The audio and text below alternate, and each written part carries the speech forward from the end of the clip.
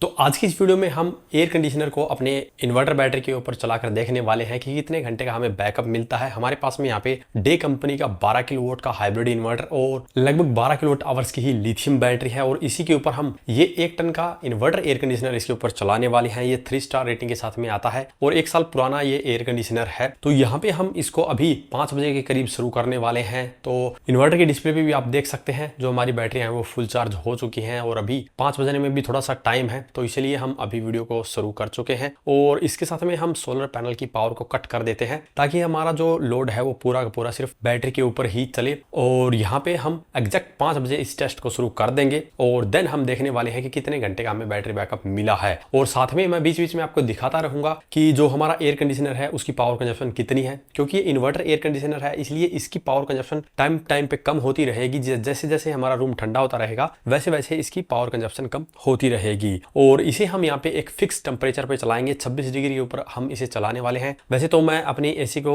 27-28 degree के ऊपर चलाता हूँ, बट अभी टेस्टिंग के लिए हम इसको 26 डिग्री के ऊपर चलाने वाले हैं, जो कि मोस्टली लोगों के लिए एक सही टेम्परेचर है। हालांकि काफी लोग यहाँ पे 25 या 24 के ऊपर भी चलाते हैं, बट अगर आप इसको इन्वर्टर के ऊपर चलाना चाहते हैं तो 26-27 के ऊपर चलाएंगे तो आपको अच्छा बैटरी बैकअप मिल जाएगा। तो चलिए देखते हैं 5 बजे हम जब स्टार्ट करेंगे तो कितना ये पावर कंज्यूम करती है। तो अभी पूरे 5 बज चुके हैं और अभी हम एसी को स्टार्ट करने वाले हैं। तो हमारा एसी यहाँ पे 25 डिग्री पे है, हम इसको 26 पे करते हैं तो देख सकते हैं ये 26 डिग्री के ऊपर स्टार्ट हो चुका है। और कुछ टाइम के बाद में हम इसकी कंजप्शन भी देख पाएंगे कि कितनी कंजप्शन ये ले रहा है। तो अभी आप देख सकते हैं 5:17 हो चुके हैं और एयर कंडीशनर 900 वोल्ट के करीब पावर ले रहा है।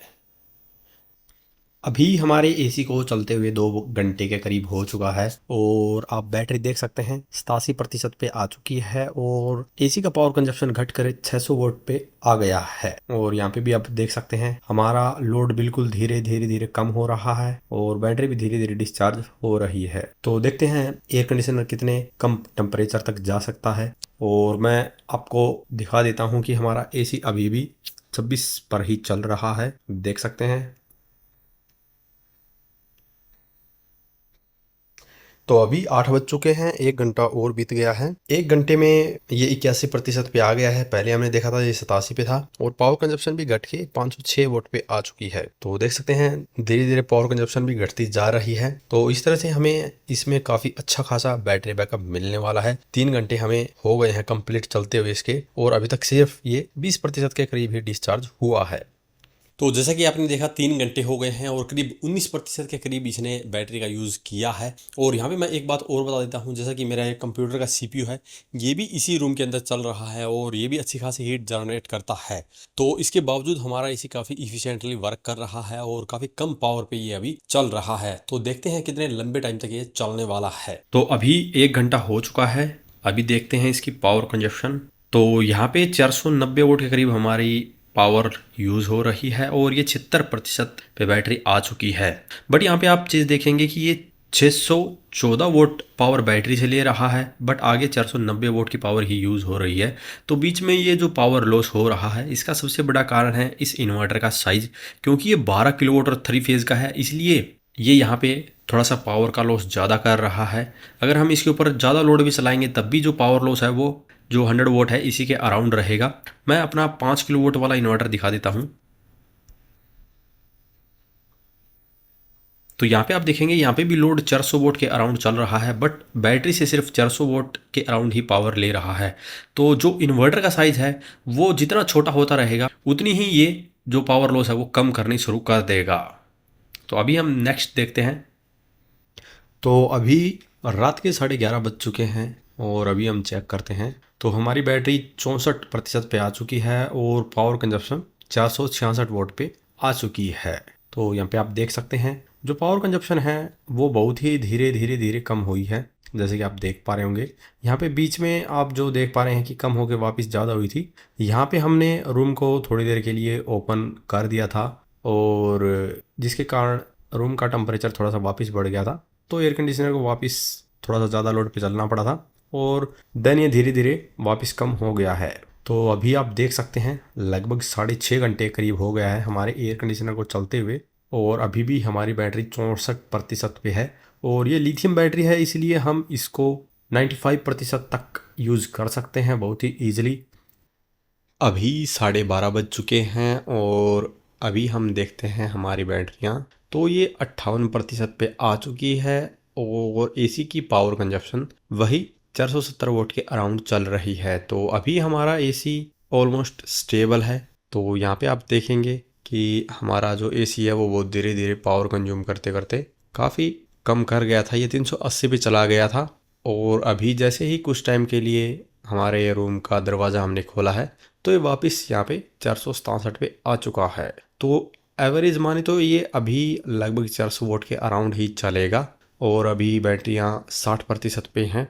तो देखते हैं ये 50% और में कितनी देर चल सकता है। अभी रात के 2 बज चुके हैं और अभी देखते हैं हमारी बैटरियाँ, तो ये 52% पे आ चुकी है और एयर कंडीशनर की पावर कंजप्शन भी 300 वोट के करीब जा चुकी है।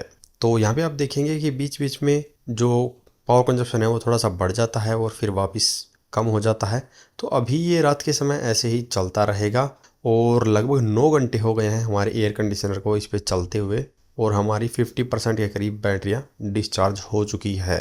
तो इस हिसाब से ये लगभग 9 घंटे और हमें बैकअप दे सकता है और हम देखने वाले हैं कि ये एक्चुअल में हमें 9 घंटे के करीब और बैकअप दे पाएगा या नहीं, क्योंकि हम बैटरियों को फुल्ली डिस्चार्ज भी नहीं करेंगे, एक लिमिट तक डिस्चार्ज करके ही देखेंगे।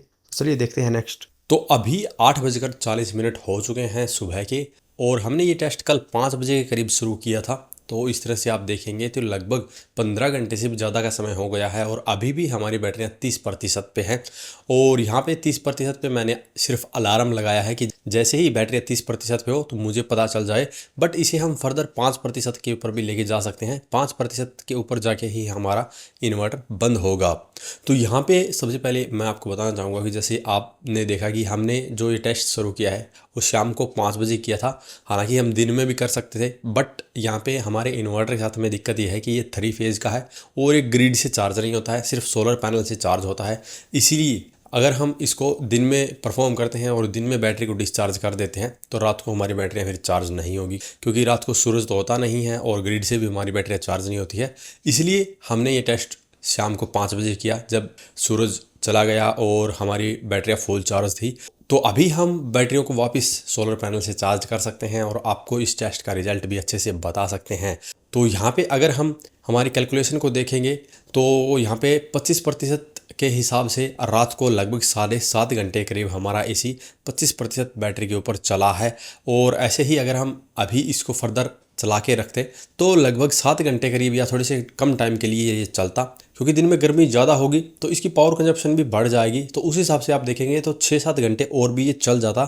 तो यहाँ पे मोटा मोटी अगर हम माने तो इस एसी को ये 20 घंटे बड़े ही आसानी से चला सकता है। बट यहाँ पे जो हमारा इन्वर्टर और बैटरी है इसकी कैपेसिटी एक नॉर्मल लेड एसिड वाले से कंपेयर करते हैं तो लगभग 15 बैटरी वाला सेटअप लेना पड़ेगा, तभी आपको इतना बैटरी बैकअप उससे मिलेगा। तो यहाँ पे जो डे कंपनी की बैटरी है ये 230 एएच की बैटरी है। हालांकि नॉर्मली 100 एएच के अंदर आपको लिथियम बैटरियाँ मिलती है, बट ये 2 लिथियम बैटरी से भी ज़्यादा कैपेसिटी की बैटरी है, इसीलिए हमें इतना अच्छा खासा बैटरी बैकअप इसके अंदर मिल रहा है। और मैं अभी आपको डिस्प्ले पे भी दिखा देता हूँ कि हमारा जो सिस्टम है उसने कैसे कितना क्या परफॉर्म किया, जिससे कि आपको इस सिस्टम के बारे में और एयर कंडीशनर के बारे में और भी ज़्यादा पता चलेगा। तो यहाँ पे हम इसको फिर से रिफ्रेश कर देते हैं। तो टाइम पहले आप देख लीजिए 8:46 हो चुके हैं। जैसे कि मैंने बताया था कि 8:40 के करीब हमारी बैटरियाँ 30% पे चली गई थी, बट हमने इसको 30% पे जाते ही सोलर पावर को ऑन कर दिया है। तो यहाँ पे 1250 वोट के करीब हमारे सोलर पैनल से पावर हमें मिल रही है और हमारा एसी भी अभी भी चल रहा है जो कि 367 वोट के करीब पावर ले रहा है। यहाँ पे बाकी की पावर से हमारी बैटरियाँ चार्ज हो रही है, तो ये वापस 31% पे आ चुकी है।